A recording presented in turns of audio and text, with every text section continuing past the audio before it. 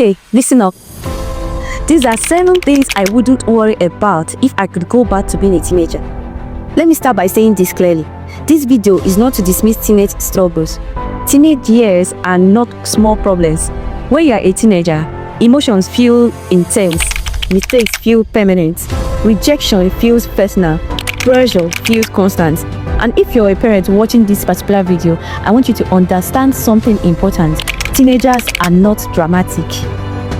They are experiencing life for the first time. If I could sit beside my teenage self today, I wouldn't rush her, I wouldn't scold her. I would explain things slowly. The things no one really explains when you are young. So in this video, I'm going to do exactly that.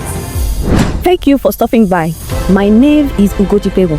In this channel, we discuss little things that makes life easier. So like, subscribe, and share this video. Not having life figured out is one thing I wouldn't have worried myself about if I'm still a teenager. Let's be very direct. Teenagers are not supposed to know what they want to do with their lives. Yet, we the elders and adults ask them questions like, what do you want to be in future? What course would you like to study in? What's your plan? Here is the part that no one explains. Most adults you admire did not end up where they thought they would.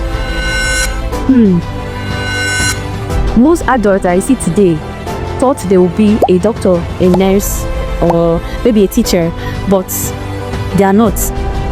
You're 16 or 17. Adults are talking around you. Everyone sounds confident.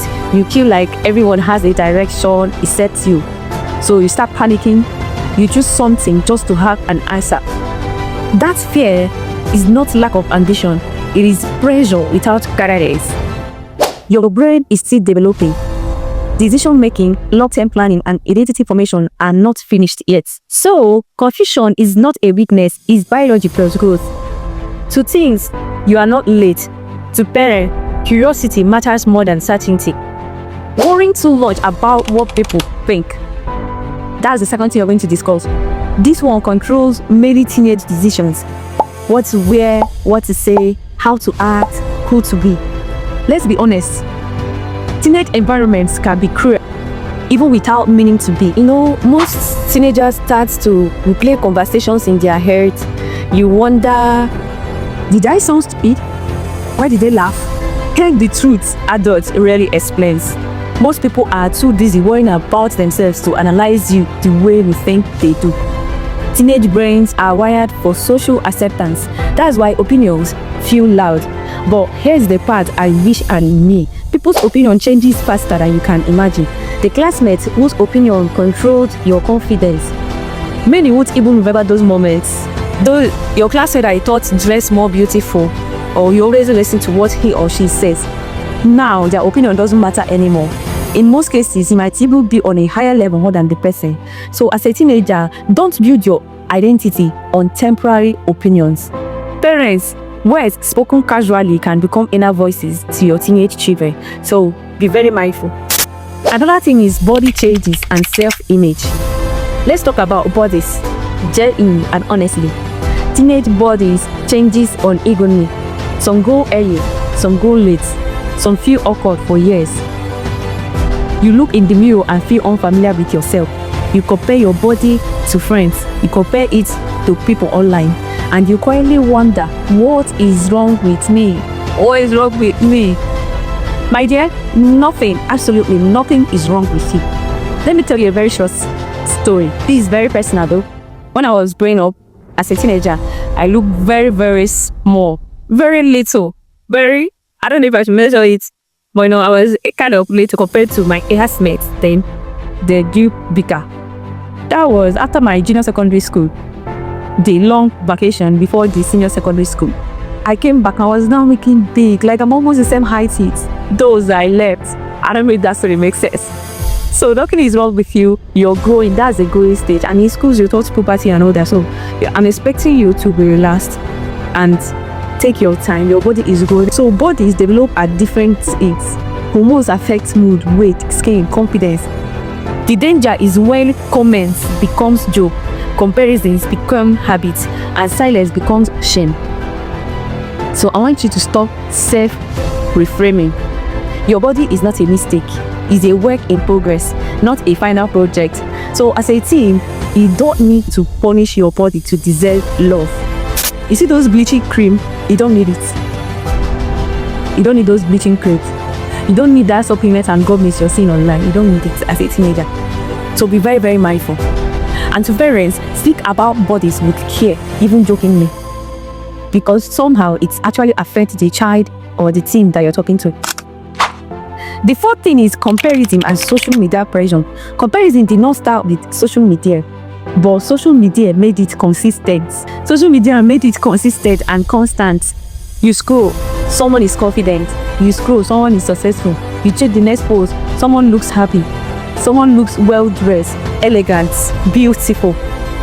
And you start feeling like your life is small. Suddenly, you start blaming God for creating you the way you are. What you see online is edited, filtered, selective, including this video. Yeah, I edited this video. So don't feel ugly or sad about your appearance. Stop the social media comparison. Don't allow it to pressure you.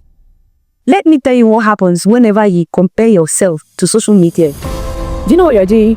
You're comparing your behind the scenes to someone else's highlighted reel. And that comparison creates anxiety, pressure, self-doubt. Teens, your peace and pace is valid. Parents, teach your children and your teenagers descendants, not fear. The next thing in our list is making mistakes. Teenagers fear mistakes because mistakes feel like labels. To some religious families, it feels like sin. Like everybody's expecting you to be born perfect, to do everything perfectly well. You're still growing. Let me remind you, I've said this previously, you are still growing. Mistakes like failures in some things, maybe in school exams, disappointment, wasted potential, are just mistakes. And mistakes are not proof that you are irresponsible. They are proof that you are learning, you are growing, and you're going to be better. Growth requires trial, error, and reflection. Perfection does not build wisdom. Experiences does. As a teen, you are allowed to learn publicly. Parents, correction works better without humiliation. The next thing is rejection and not being chosen. I know, everybody knows that rejection cuts deeply. The worst thing anybody can tell you is no. So maybe you're not invited to that event or birthday party, not picked, not noticed, not chosen. But what no one explains to you is that rejection is not always about what. Sometimes it's about timing, fit, emotional maturity. The gentle truth is that some doors close because they cannot hold who you are becoming. Teens, rejection is not the end of your story. And to parents, help your teenagers to process disappointment, not just dismiss it. Being different, that's the seventh thing. Many teenagers learn early that being different attracts attention and not always quick attention. So they hide, they shrink, they adapt, and later, maybe later realization, the things you hide to survive earlier on often becomes your strength later. Teenagers, you don't have to erase yourself to be learned. You don't have to. You don't have to bleach your body. I've said that before. You don't have to fake wealth. You don't have to fake some things that you do. It's not necessary. And to parents, make your children understand that difference is not disobedience, neither is it disorder. In conclusion, if I could get my teenage years back, I wouldn't worry so much. And if you're watching this video right now, you don't have to worry either. Neither as a teenager or as a teen parent. Train your children to adapt, train them to be unique, train them to understand themselves. And to you, teenager, I was once a teenager, and it's not even been long I got it from being a teenager, so I know what I'm talking about. And I would like you to like this video, subscribe to this video, drop a comment on one of your worst experience as a teenager, and then hold on and follow up the next video, the part 2 of this video. I will see you on my next video. Watch to this point. I want to especially appreciate you for being patient enough, and I hope you get value from this video, because I've been a teenager before, and everybody has been a teenager, but it's not been long I graduated from being a teenager. So, oh wait, this 2026 is the long. Oh, yeah. So please do to like this video, subscribe, drop a comment at the comment section, and you can also share to your fellow teenage brains who are both far and near. Share to all platforms, because I know that this video is very valuable. And hold on, don't leave me yet. I have my next video that is coming up on things teenagers actually need from adults, but they really get them. So thank you very much for watching. I'll see you in my next video. Bye.